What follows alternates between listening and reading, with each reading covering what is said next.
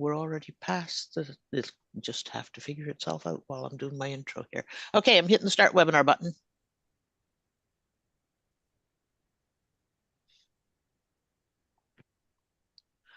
Welcome, everyone. Thank you for joining us for this webcast, Unlocking Potential, the Power of a Skills-Based Approach to Early Career Hiring and Development, sponsored by SHL. This webcast has been pre-approved for HRCI and SHRM credit. Please be sure to attend the complete webcast in order to receive your credit.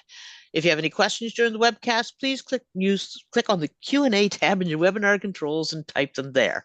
It is now my pleasure to turn it over to SHL for their presentation. Thank you so much, Hester, and thank you to all of our attendees for joining us today.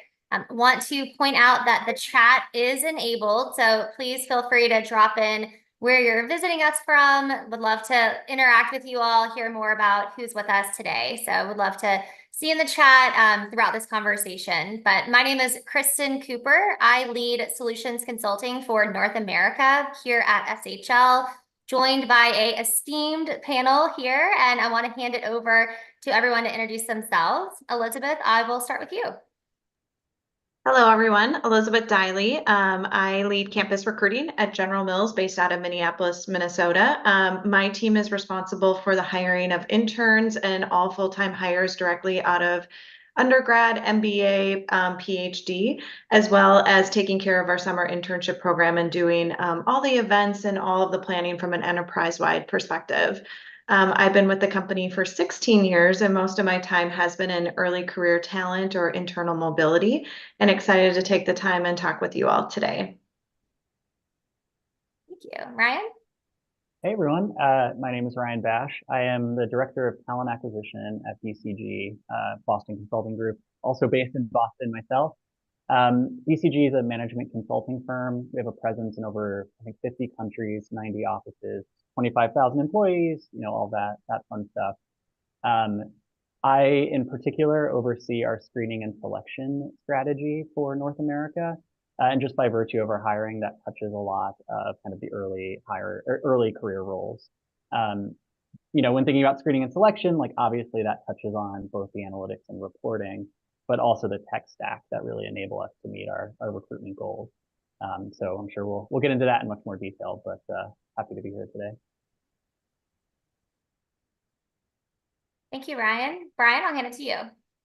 Hi, everyone. My name is Brian Quick. I am the Global Early Careers Director for Abbott. Abbott is a global health technology company. Many of you may be familiar with some of our products. During the pandemic, we were on the front end of all the COVID testing, as well as many of our medical device businesses as well. My team actually leads all of our early career programming and hiring for internships and rotational programs in more than 50 countries around the world. I've been with Abbott now for 13 years. Prior to that, I was at the Walt Disney Company for 16 years, also in early careers. Excited to talk to you all. Awesome. Thank you. And Brian, I believe you're dialing in from Chicago today. Is that right? That's correct. Sorry about that. Yeah, our headquarters here is in Chicago, Illinois. Perfect. Awesome. Thank you.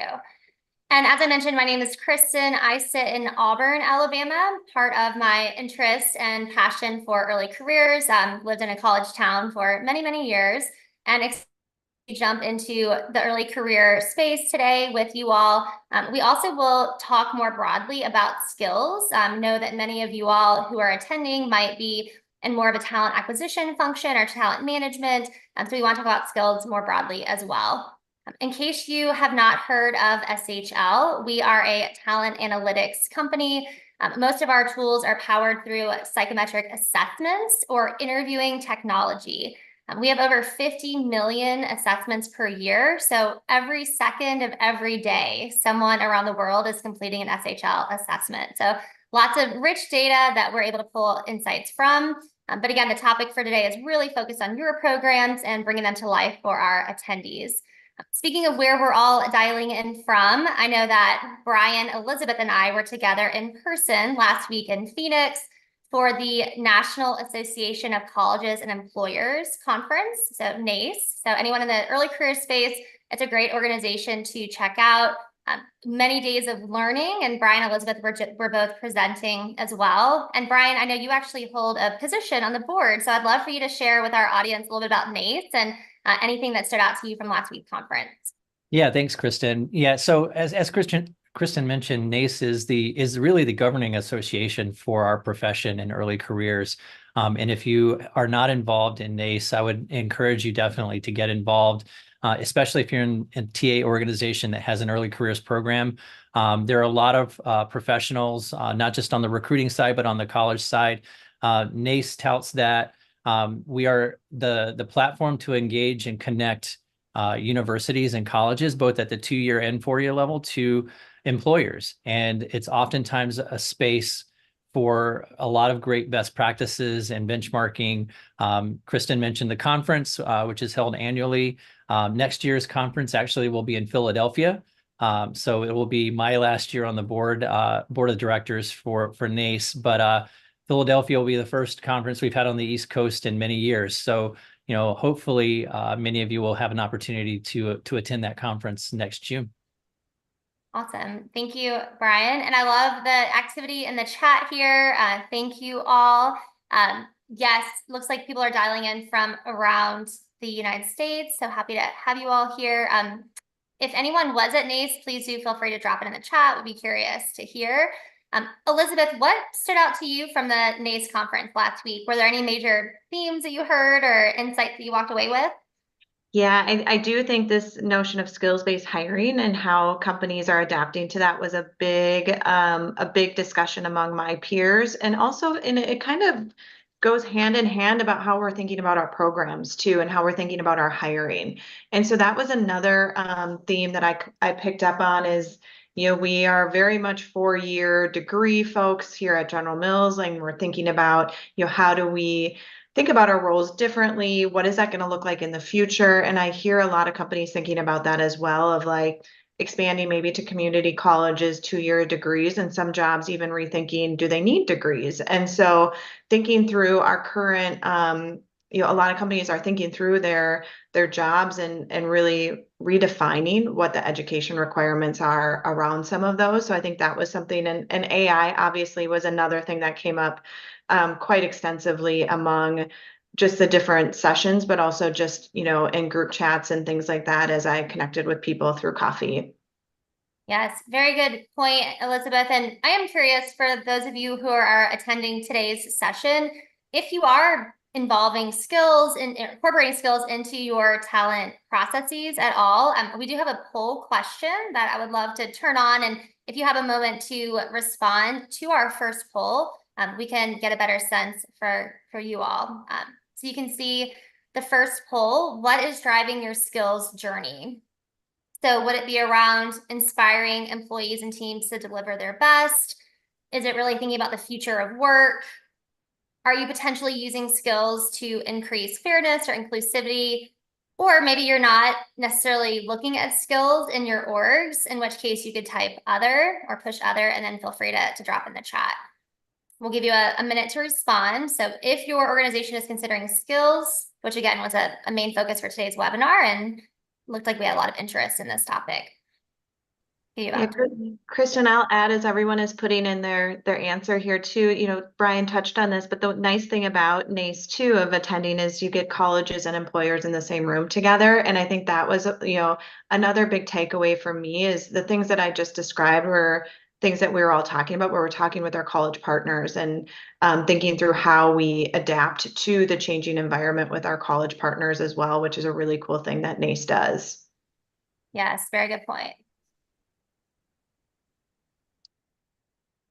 Perfect. Closing it out.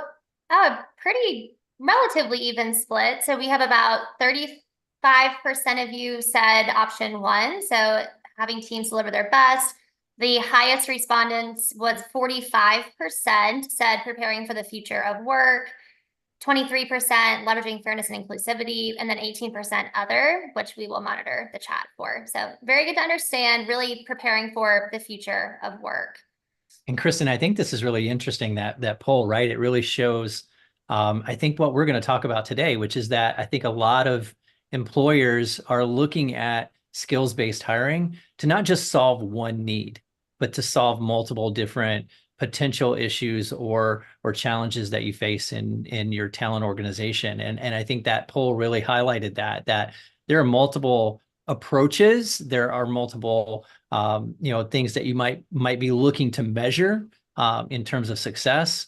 So it's not a silver bullet for one thing, right? And I think that's something that, for me at NACE, when we met last week and talked to a lot of different employers, that was also very prominent in some of those discussions, is that everybody came with a different reason potentially as to why they were starting on that journey of skills-based hiring.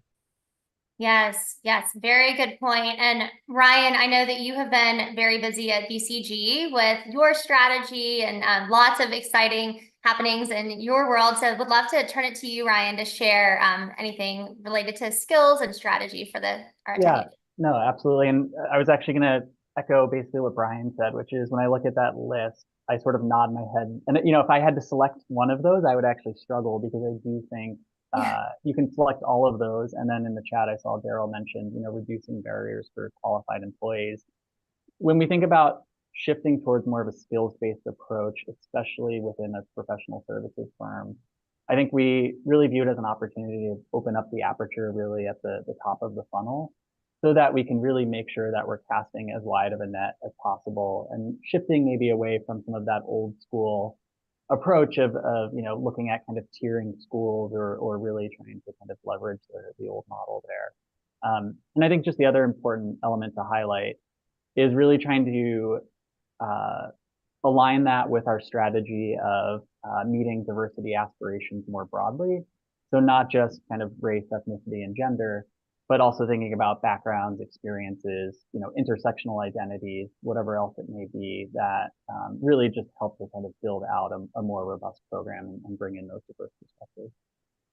Yes, absolutely. And completely agree. And Ryan, to your point about looking beyond gender and making sure that we have that wide funnel, it makes me think of our webcast last week with Josh Burson, and one of our leaders from the County of Los Angeles spoke about their research into lived experiences and some of the work with SHL to look at their applicants who perhaps faced homelessness or perhaps were a single parent, and how can you really look at those life experiences that bring a unique perspective to how you show up at work. So some pretty fascinating. Yeah, no, exactly. And just on that point, I'm sure we'll get into more detail, but part of a job analysis we ran actually identified, I think, resilience and persistence, right, as two key skills for some of the early hiring that we do. What better example than folks who have overcome some decent adversity in their life than to demonstrate those skills there. So it resonates deeply with us. Yes, absolutely. And SHL has done a lot of research into the skills most predictive of performance, especially in the early career space. And that resiliency and adaptability, you're spot on, Ryan, is very, very predictive. Brian, I know that you have done a lot of work with skills and over at Abbott, so I would love to hear your insights on the topic.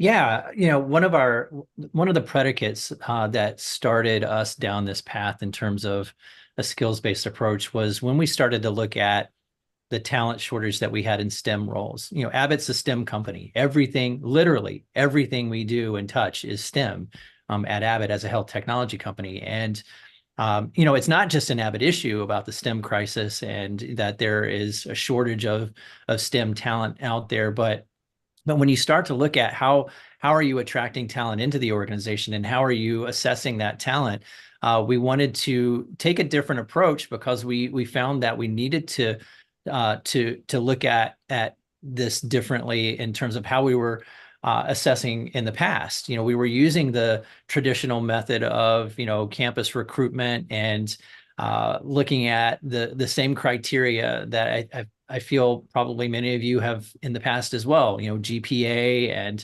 past performance of, work experience, things like that. And those, as Kristen mentioned, weren't necessarily always the precursors to success in the workforce or successful performance. So we started to adapt our approach to looking at skills. And I think one of the things that really has helped us in this space is understanding and agreeing upon those core career readiness competencies.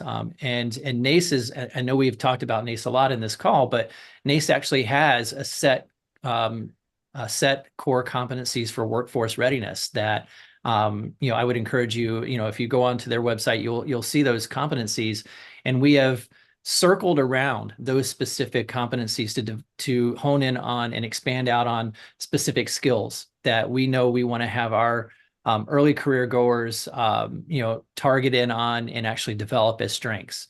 And using that in our assessment approach as well as our recruitment approach has really helped us, focus in and be more targeted in on skills versus, that old approach of just looking at general predicates that were really not indicating, true performance, which would be, GPAs and things like that. So I still feel like, even though we've been on this path for a couple of years now, I still feel like it's still early days for us to say, yes, we have fully adapted and moved into a skills-based environment.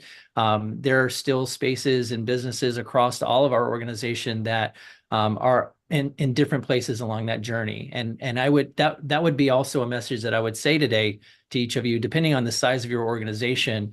It may take you shorter time or longer time to get to that ideal state, of skills-based, where you can truly go out and say, yes, we are, hiring off of this type of an approach across the board. There are some roles, certainly, as I think Elizabeth might have said earlier, that are more experienced roles that we may have to take a slightly different approach. But from an early career standpoint, this has been crucial for us, especially in that STEM space, to start getting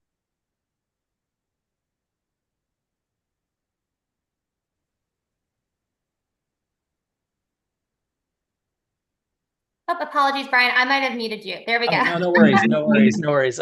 That's Kristen's way of saying, okay, Brian, you're yeah. No, I think it's going to look different for everybody, right? But since we're STEM, we had to make this move. It was critical for us. Yes, absolutely. And Brian, I feel like you have buy-in from the C-suite. Is that accurate? And anything that you'd share? Because I know getting that buy-in can often be part of the challenge. And we as practitioners might know that this is very important, but it really has to come from the top as well. So anything you'd share about your C-suite buy-in? Yeah, it's from the top down. We were lucky here at Abbott. We have a CHRO who's very personally connected to this approach, right? She has heard many stories. She listens a lot to our students and our early talent on what their feedback is, but also from the business standpoint, what the businesses are saying. And the businesses and the students are all saying the same thing, right? They're saying we don't feel prepared to go into the workforce. So, what are we doing? And that was the question for us at Abbott, was what are we doing to help prepare these students for the workforce?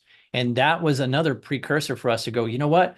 We really have to focus heavily on skills-based development, as well as the approach to hiring.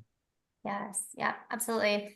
And Elizabeth, I know Brian touched on NACE and the skills. I know at General Mills, you focus very much on the culture and what it means to be an employee within General Mills. What would you share with our guests on your approach? Yeah, I think we're also on the beginning part of the journey of the skills-based hiring and thinking through our roles. And, one of the things I was going to add to Brian is, partnership with your L&D team is really important as well in this whole conversation of where do we want to buy the talent, or invest in that talent off of campus, or where can we as a company upskill or do some of that training ourselves as well. And so I think that's another conversation, as Brian's probably working with the C-suite, is also looking at the capabilities of the organization. And I know we're all from different various size of organizations and have different resources, but that's something that I would really connect into with, talking with your C-suite and your leaders, but also with your L&D to determine where it is that you need that talent. At General Mills, we use assessments to really think about our values and making sure that folks align with those as we're thinking about the interview process. And so that's one place that we do invest in. We're partners with SHL, that we partner with Kristen and her team to really think about, what does it mean to be a successful employee at General Mills, and how do our values and how do we look at those attributes of folks and think about the hiring process as well, in the interview process, and also align our interview questions along those values and also with the skills approach as well. And so there's a marriage that has to happen to get that full assessment of a candidate as you're thinking through your hiring. Yeah, and just to build that out, I mean, from my perspective, like both what Bryan and Elizabeth shared definitely clicks with me. I think just the other kind of added complexity, BCG is a very analytical company. We advise clients a lot on many strategic initiatives. Part of it though has been like we've actually had a decently easy time getting C-suite buy-in.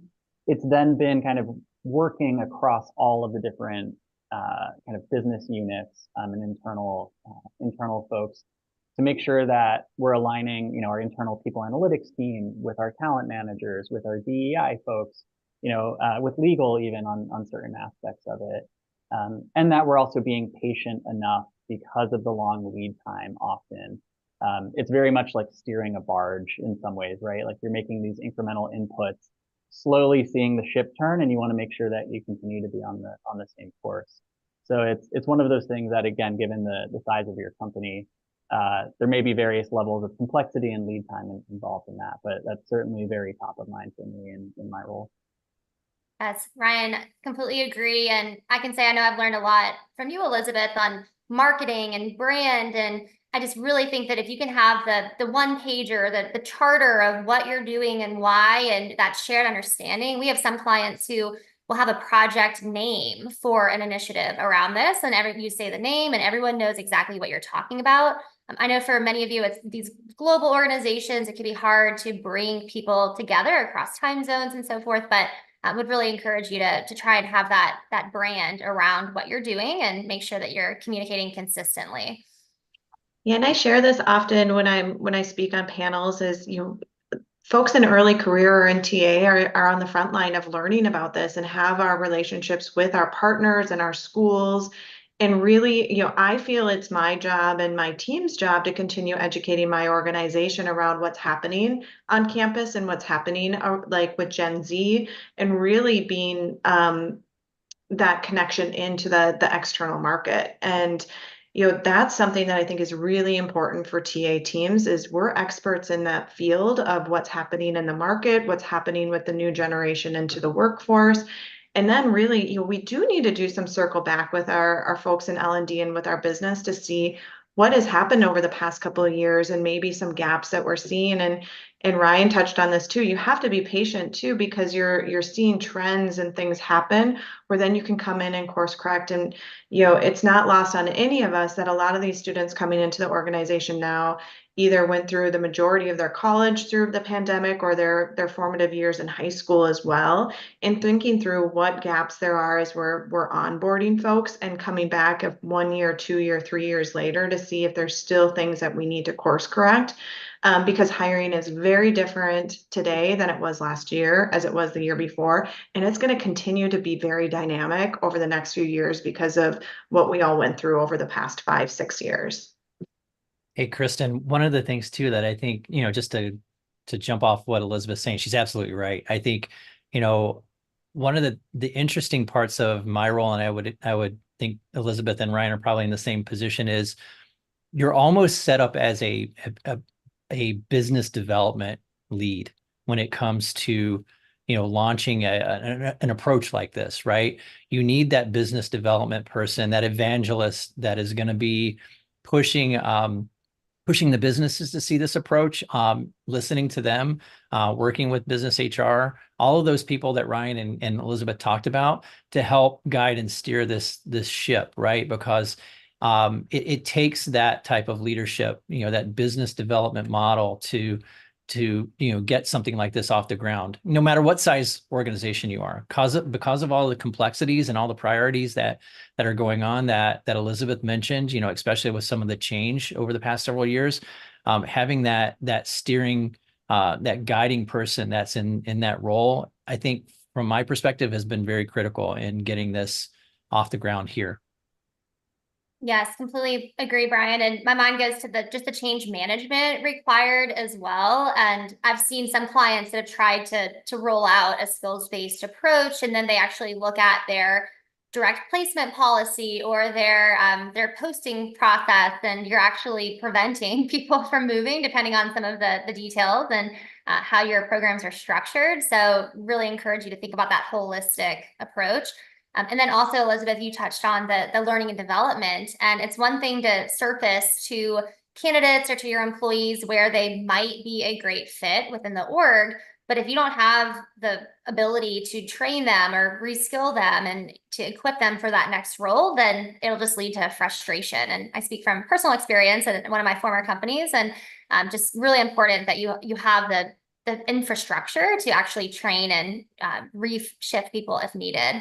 But Elizabeth, I know you touched on the importance of assessments in your programs, and I do want to open up the next poll. Hester, if you'll launch us. I'm curious for our attendees in today's session, if you are using skills assessments in your recruiting process. First answer is yes, not yet, but considering, or no plans. And I apologize, it's not perfect English here, but just curious if you're considering or you do not have plans to consider skills assessments in your process.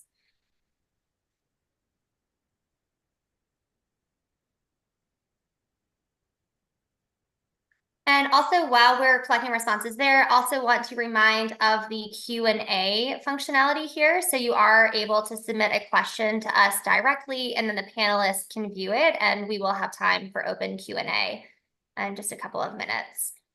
We'll go ahead and close this one out. Alrighty, we have 54% of you who are not yet, but you're considering using assessments in your process. We then have 31% who are using assessments and 15% without plans to use assessments. Perfect. That's very helpful for us. Over half not currently using assessments. Brian, I'd love to pitch it to you to touch on the value of assessments and anything that you'd like to share about assessments in your strategy. Yeah, I'm not really surprised by that poll, right? Again, like the first one, I think it falls in line with, I think, what we're hearing, what we've heard at NACE, which, by the way, I think Kristen mentioned, NACE stands for the National Association of Colleges and Employers.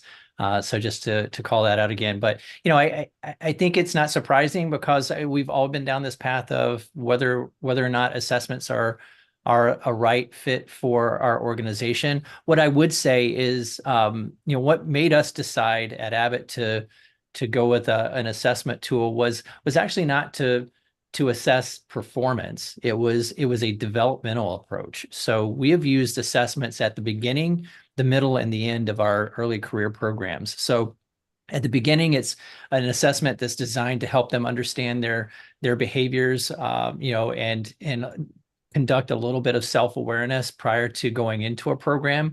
The middle assessment obviously is to give them a midpoint check-in so that they're understanding what skills they are currently developing, where their gaps are. And then, the final assessment process is to help showcase some of the skills that they've built throughout the development that they've received during a program. So you can see it was really more designed towards development versus let's try to assess talent on the top end of the funnel. Now, there are a lot of organizations that use assessments for that purpose, and there's nothing wrong with that.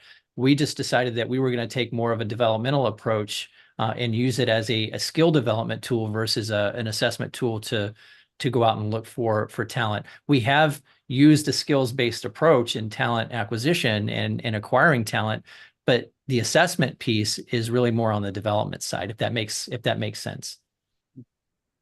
That's interesting to hear, Brian. We had a pre-call a week or two ago, and we were all sort of comparing notes about how we use assessments and where in our processes. And I'm thinking very much from that talent acquisition lens. We are one of the companies that uses it at the kind of tippy top of the funnel. And I think it's part of the takeaway for me at least is, and we can get into this in more detail, is where you place your assessments, I think really depends on what the purpose of that assessment is. that may sound very obvious, but there is a decent amount of nuance in how you how you sort of cobble or patchwork, I guess, your overall strategy together. I think at the highest level for us, one of the big drivers of placing the assessment where we do, and mapping it really to kind of our skills that we look for, is frankly, it's a bit of an efficiency play for us. I think just given the really high volume of applications we receive, we want to make sure that we're, kind of best focusing and allocating our attention and our resources, to be as purposeful and thoughtful really in our recruiting journey and how we work with candidates. But I know like Brian and Elizabeth, Brian mentioned he places them differently and for kind of a different purpose. It's interesting to always hear from others kind of where and why they're doing what they do. Yes, completely agree, Ryan. Depending on if you have very high volumes, or perhaps there are hard to fill roles where you might want as many people as possible, and then maybe you have an assessment after you've actually talked to or had an interview. So yes, various ways that assessments can be incorporated, which actually leads me to one of the live questions that was asked. Any tips on trying to implement skills assessments when you're a HR team of one? And my advice would go, even just brought to that conversation on the workflow, I would say partner with an organization that can advise you on your specific situation. If you are a small team, you might need consultants or external partners who can help with a job analysis and understanding the roles and what type of an assessment might make the most sense. I will drop in the chat a conversation I had with the commissioner of the EEOC recently, and he talked about his concern from a liability perspective with some of these tech companies that are now out there, these startups that have had really great marketing and are just in workflows now. And at the end of the day, it's the liability is on the employer to make sure that everything that you're doing is tied back to the requirements of the job and that it's defensible. So again, I'll share that in the chat, but just make sure that you have a really solid partner who can advise you on this. But Yeah. Elizabeth, oh, go ahead, Ryan. I'm sorry to interrupt, but yeah, I mean, so we actually just wrapped a job validation within the last year. We, even as a large company, we actually did work with a third party group of IO PhDs, and part of that really is to make sure that we're really being defensible and having that kind of objective third party perspective kind of woven into our overall process.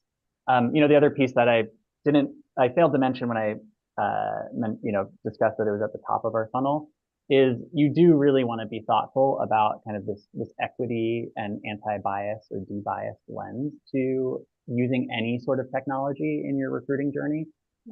So, it could be the rise of AI regulations that you're seeing in the EU as well as specific states in the US, making sure you're not using any individual tool as a make or break or filter for candidates. So there is still very much a kind of human element required in your use of any assessments or other digital tools in the process. So just something to be mindful of for sure. I think also, sorry, Kristen, one of the other things too that one of the reasons why we did what we did too is we're a government contractor, and I know Elizabeth's a government contractor as well. You have to make sure that you're dotting all those I's and crossing all those T's when it comes to, how you're using assessments, especially at the top end of the funnel. I think, and I think one of the questions that came through was, if we are using assessments at that top end of the funnel, are we using knockout questions and things like that too as well? And that is something that we have, tried, to really kind of position differently when we look at assessments. Is it's not necessarily designed to knock somebody out. It's designed more to understand the capabilities and understand the development opportunities that exist for that candidate or for that employee that you already have, on the team. So that's the way we've positioned it. But again, it's just one way, right? Ryan has a different approach too as well. And I think that neither one's right or wrong. It's just, it's a different approach that you're using in terms of an assessment. There are a lot of different ways that you can use, I think, assessments and in different places throughout the journey for a student. And I think that's something that each individual organization on this call probably has to ask themselves that question. Yeah, and I'll go from a General Mills perspective. As we use it not at the top, but actually more towards the bottom during the final interview process for a lot of our candidates. And so we are not using it at the very beginning. We're using it more towards the end. And something as I mentioned on the top of the call, General Mills does partner with SHL. They're our assessment company that we use. And we really thought about the candidate experience as well. So we're touching a little bit on biases and making sure that, we're not discluding people from the process, that we want to be in the process, or that the questions aren't necessarily helping one area over the other. And so that's another part of just the candidate experience of, how are you bringing these candidates into the culture of your company? And, Kristen talked a little bit about this in the middle of the call. I love to talk about branding, and I love to talk about candidate experience. And I know that's not what this call is about, so I'm not gonna go there for the next 30 minutes, but you do need to think about that. Like, what is the experience that your candidate is seeing, and your assessments are a part of that too. Just like the interview process is a part of that, and putting your culture and how you want to be perceived as an employer is going to be really important every step of the way. One of the things we partnered closely with SHL on is how we use these assessments, not only in assessing a candidate, but how does a candidate then use these assessments in their own personal journey as well. So something to think about too, as you're thinking about your own process of, do you release these results to the candidate? Are these just internal? Can you, if you're already doing it and the candidate is taking the time to do it, can you share those with them? So all questions that you should be asking yourself along the journey. Yes, absolutely. And Elizabeth, I actually had a very large manufacturing client who said, we would love to give feedback to every person who applies to their organization, and their recruiting team simply did not have the capacity to give feedback to these thousands of people. So they're actually doing that at scale through our platform. So after a candidate completes an assessment, they have a personalized video feedback that highlights the top strengths of that candidate based on the assessment that they just completed. So that's one way to do this at scale. And I am seeing some questions in the chat about knockout questions and pre-screening. And I know when we say assessment, that can mean many different things. I would encourage you to go to HR.com and check out our suite of assessments. I've worked for competitors who actually would say about SHL, because we've been around for 50 years and we have the most IOs in the world, industrial organizational psychologists. And competitor had trained us to say, they're old school, they're low tech, and actually there's a $30 million investment into our platforms and making sure that it is very modern and taking the science into a technology platform. So very exciting there. But I do want to touch on pre-screening questions, because within your applicant tracking system, you do have the option typically to create these knockout questions. And I have seen that those can actually be very biased and narrow your funnel in ways that you might unintentionally create. So if you're asking for a certain GPA, potentially, if a GPA is not tied back to a role, or if you're asking for a minimum years of experience, or some of these questions can be interpreted that could be confusing to a candidate. So I would really encourage you to look at any knockout questions that you're using, and are those the right questions for a role? Then it's the whole conversation of, should recruiters have the ability to add those, or does that need to be locked out and hired? So that could be a whole separate webinar on knockout questions. But we're really talking about assessments where a participant, a candidate, or an employee is entering information in an online form about themselves through an interactive assessment. So awesome. Want to talk a little bit more about what success looks like. So we now have a better understanding of assessments in a process. Of course, they can be used for many different reasons, but I open up to any of you when you think about what your ROI is, or the value that assessments can bring, anything that you'd share with our listeners about the value of assessments and how you're really tracking your success.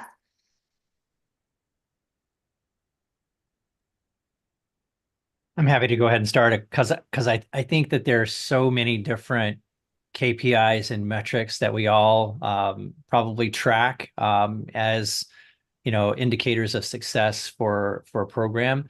For us, I think distill it all down, though, it's the success of us matching talent, young talent into early career roles and entry-level roles successfully, and getting them to be excited and really transfer that excitement over from a program to a full-time role. And that can translate into, retention metrics. It could, translate into conversion, whatever number you want to use, but that's the goal, right? And I think just to kind of go back to what I was saying earlier about how we're using assessments as a development tool, I think that always, is the first step in terms of like getting these students to really understand and infer what their skills are that they have. And it's not perception based, right? It's, in many cases, I would challenge you to find assessments that really help really understand what the true skill, that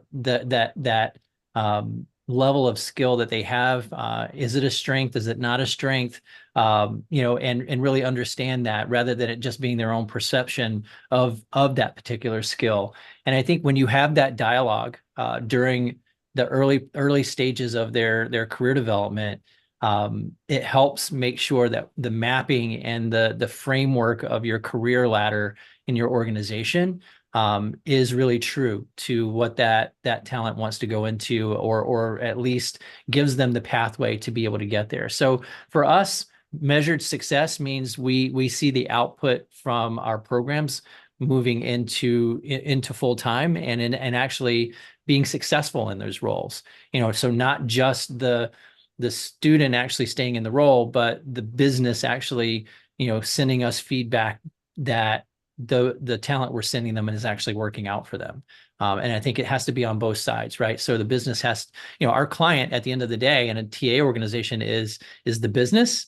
But I also think it's the student. Years ago, I used to have 2 words on a screen when I worked at Disney, and those 2 words were students first, right? And, we still take that approach here, but we also know that ultimately our stakeholder is the business, and we want to make sure that we're providing them with the best talent and it's staying. Our CEO is always very prominently in saying, Abbott's not a training ground for other companies. We are a starting point for people's careers. And I would challenge each of you that are on the call today to think of your organization as that, and your programs in that way too as well. You're not bringing students in and assessing them through these programs so that they go off and work somewhere else. You obviously want them to grow within your organization. So, I think just to kind of sum it up, we take a very build versus buy approach. And that's the success factor for us, is if we're able to build and build that talent internally and convert it, then we've been successful. I started to crack a smile on Brian's comment that about his CEO saying it's not a training ground, because in some ways BCG does view themselves as a training ground for employees. I think for us, not all attrition, frankly, is bad. Just given the shape of the pyramid and the way that we conduct business. So a lot of folks will choose to join us directly out of undergrad, stay for a year or two, or directly out of business school and stay for a year or two, and then go on to do other amazing things. So that's a long preamble to say, for us, the measurement of success is really looking at the true performance data of those candidates, post-hire, 6 to 12 months into the job. We really try to take that lens, and given kind of the mass cohort hiring that we do, we have a pretty large data set where we can conduct that retrospective analysis across all of our different, the elements of our hiring strategy, to make sure that we're really kind of, twisting the knobs and like fine tuning, how we're thinking about how all these kind of different pieces fit together in the journey. So I just always laugh because as I learn more about other industries and their TA groups, BCG and management consulting, I think more generally always feels a little bit like the footnote or the odd duck in the room. Yes, absolutely. And Ryan, I think what you said of the data and also the tracking, because I feel like it could be really challenging from a longitudinal perspective. Yeah. They started as a candidate, they had a candidate email address, and then they're an employee with an employee email address, and their managers are changing. And definitely encourage you all to really take a look at your data. And do you have that single identifier, the source of truth, and work with your HRIS teams to help you keep it organized? then you can look across time and do some really neat studies. Yeah, and just on that note, I mean, some of our early programs where we're targeting diverse identities and even their sophomore year of college and hoping to hire them, full time, kind of post internship. That means that we may be making hiring decisions, and we may not have true full time performance data on the person for 3+ years. And so it can really, as we mentioned earlier, it really requires you to be patient and to be thoughtful about what data you're collecting on the candidate so that, that you want to conduct this analysis in the future. So you can really set up your kind of tracking and monitoring well. Yes, yep, absolutely. And Elizabeth, back to the Bryan Ryan dialogue of the training ground versus not. I'm curious, at General Mills, I know you're very intentional on where you're going and who you're encouraging to apply and your consumers as your candidates. Would love your thoughts on the training ground. Yeah, we really would like folks to grow their career at General Mills. I mean, I've been at Mills now for 16 years, and when you talk to folks that are at General Mills, most of them, have been around for some time. But I think somebody put in the chat that turnover isn't always bad too. And I'm always happy to get a BCG folk over at General Mills. So Ryan can train them, and I'm okay hiring them later as well. So I think you have to decide as an organization where that is. And again, a lot of it goes back to resources, right? Where can you lean in on building your talent? And then there's sometimes that you do need to buy talent. And that goes, Bryan touched on that earlier, that there are jobs that you can build the talent within. There are jobs that you need to buy that talent from outside the organization with a few years of experience. And I think, again, that's our job as campus TA professionals to really educate on what you can build out of a campus program and what you may need to buy with 1 to 2 to 3 years of experience or more in some of those different levels. And that's where you have to be you have to really think about your influence and being really true to what the programs are on campus and be really tight with your campus programs. If it's, certain schools that provide a really good skill that you need, and really investing in that talent and that school and really investing in that career center as well. And so, you really have to think through your sources of where you're finding the talent, and then the assessment of the sort of your sources too. And I talk a lot about this of, when you're looking at a resume, there's so many skills of somebody that has many different jobs that are not just your jobs at one of our big companies, but if you have to spend your summer being a barista at Starbucks, there's a lot of skills you can gain, and thinking about how you tease that out through the interview process. And that's my advice always for schools, is really teaching students to talk about some of those really great skills that you may have learned from a job stocking shelves at Walmart, or being a coffee shop barista as well. And let me just clarify just really quickly. We do not have 100% conversion at Abbott, for sure.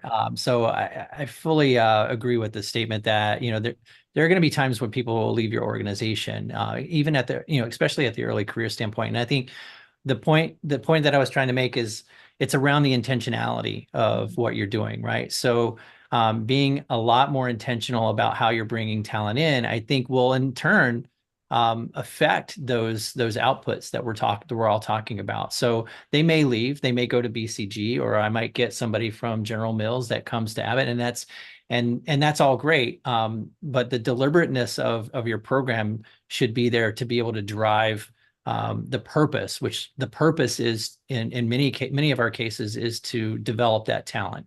And that's the whole conversation that I think we're having today around skills-based and assessments, is what are those activities and those points that you're putting into your program that are going to help you in that development conversation, whether it's at the beginning, the middle, or the end. That's the crucial part of being intentional here. Yes, absolutely agree. And just monitoring the chat, I see a little bit of conversation around alumni programs. Kyla asked, do you all have an alumni program for folks who made Boomerang?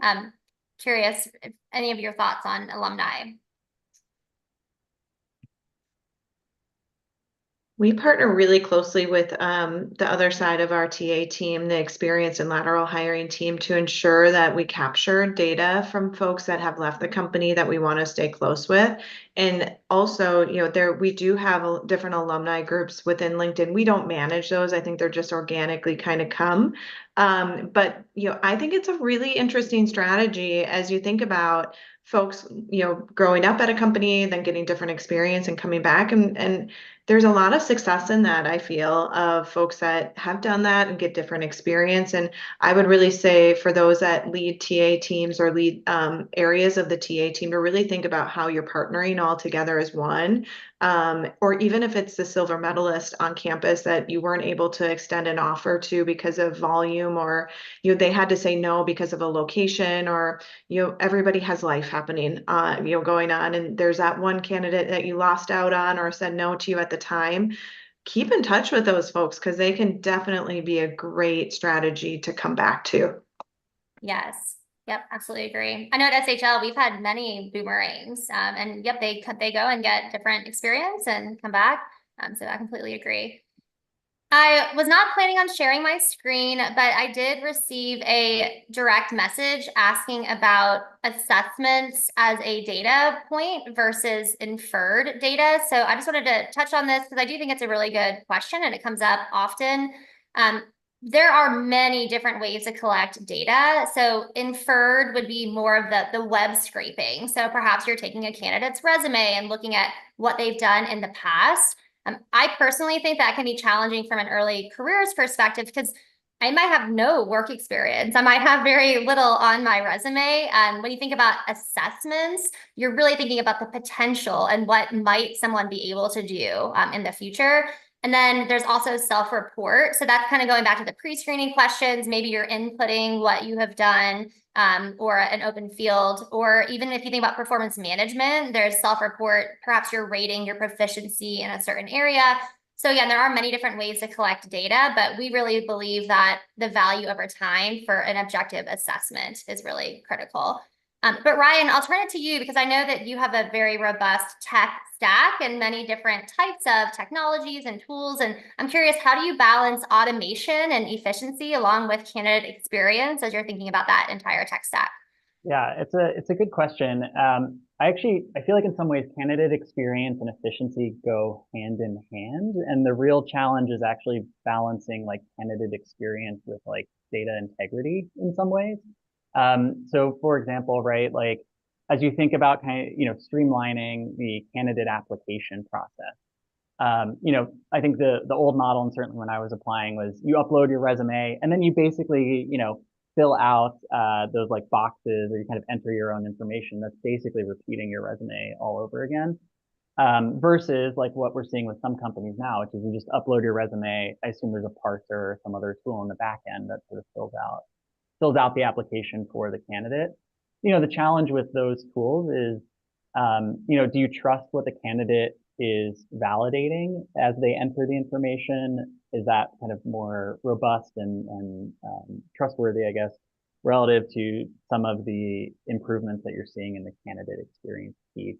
So it's interesting to me. I mean, as we push the envelope more on our tech stack and our thinking in terms of candidate experience, there's always that tension with like old school is not always bad, right? And so really wanting to make sure that you're not implementing any of those individual platforms kind of for its own sake. I saw a question about GDPR. I mean, just the other element that I know we've touched on a little bit is really wanting to make sure that you're being mindful and equitable and obviously legally defensible in the use of any of those tools as well. So, making sure you're doing all of the good hygiene of adverse impact analyses and that you're complying with all sorts of, AI and data privacy regulations as well as you move forward. Kristen, I don't know if I've really answered your question other than to say, to me, it's making sure that, and this is more my analytic hat in my role, that as you push to improve the candidate experience, you're not doing so really at the detriment of your ability to actually leverage the data that you're collecting on folks. Yes, completely agree. And we have research on the candidates really desire information. They want to know how many steps is this process? How long might this assessment take?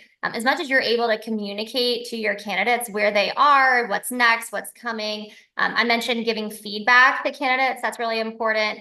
But also a personalized experience. So the ability to embed a welcome video in before an assessment, or maybe it's from a hiring manager or your CEO.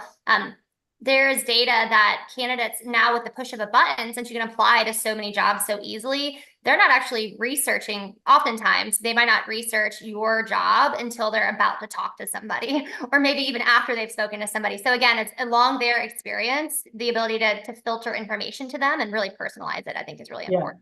And I think it's especially important for that early career individual who's taking a look at your company. I mean, that's where we partner pretty closely with our TA marketing folks to make sure that, we're not trying to be, I don't know, like we're not trying to kind of hide from the candidate in terms of what the journey looks like, right? So whether that is kind of direct campus outreach or it's our source portals or whatever else, I mean, we really don't try to close hold what the candidate can expect in that journey.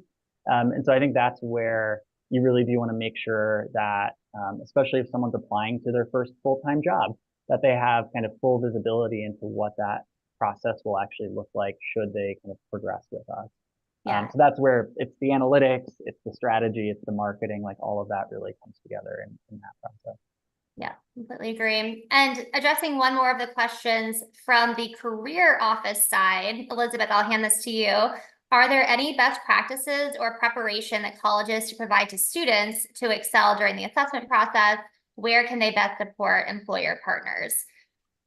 Yeah, I think it goes to, I touched on it real briefly, but really teaching students how to talk about their experiences is going to be the most important thing. And so if you're a career center on the call, is really thinking about how do you teach students to talk about their jobs, to talk about their experience, to talk about their internships in a way that then ties back to corporate lingo or some of our values, or what the mission of a company is, and really looking at that job description and aligning, like I said, some of those skills are from waitressing or wherever you may be getting your experience, that you can then tie it back to a job description that one of our companies is putting out there. And that's, I think, really important.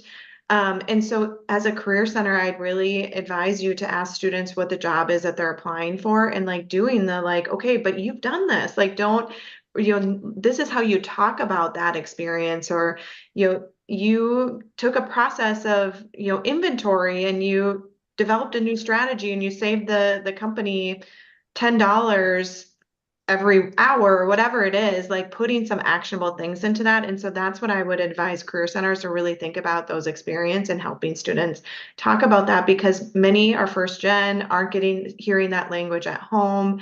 Many are just not having that professional experience through COVID. There's just a variety of things that have happened over the past few years that students aren't, haven't maybe attended a networking event as well. And so continuing to educate to get those skills, get them comfortable talking about those skills. Yes, absolutely. And I would add, really seeking feedback from leaders such as yourself after the interns have completed their assignments. Reach out to the leader at your employer partners and seek to understand where might the students be able to grow and just be able to focus in the future. I know we have 2 minutes left, so I'm just going to really quickly rapid fire. I think you all have very, very impressive careers, and I'm sure a lot of our attendees here aspire to be in roles that you're in. So just really quick, would love any piece of advice that you have for our listeners, or any insights from your career that you'd like to share with our listeners. Well, I'll start. Really quick. I think there's still, and I'm going to be a little bit controversial here. I think there's still a gap between how colleges and universities explain skills and how employers explain skills. The language, right? The language, even though we're all trying to get to the same point, I think that there's no common codex, I think, for language. So sitting down and really engaging with your partners on the university side and on the college side, I think it's critical here when we start talking about skill development. Just engage. I think that's the biggest step.